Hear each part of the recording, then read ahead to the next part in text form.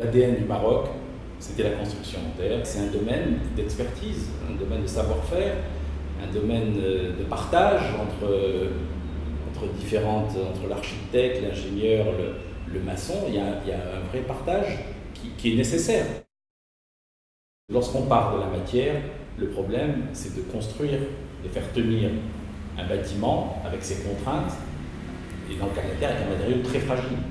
Donc les contraintes techniques sont tellement importantes. Jusqu'à aujourd'hui, 30 ans après les premiers essais, même si techniquement on a prouvé plein de choses, même si sur le papier on peut prouver encore que c'est des vraies solutions pour le pays, comme un oued coule vers la mer, tout le monde va vers la facilité, parce que toujours c'est plus facile de faire une ossature et de l'habiller que de construire depuis le bas des fondations jusqu'au haut de la crotère, avec un matériau qui est un matériau que l'on voit et qui montre toutes les erreurs.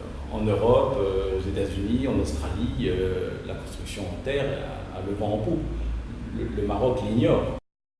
C'est vrai que ça apparaît par rapport aux enjeux de construction où on parle de dizaines de milliers, de centaines de milliers de logements.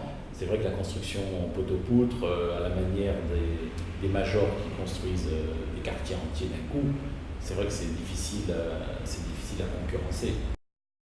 C'est la question qui m'angoisse et qui fait que parfois je lâche le crayon, quoi. La masse de ce qui est produit aujourd'hui, comment renverser, si c'est encore possible, je crois même plus, comment apporter plus de qualité à la production qui se fait tous les jours.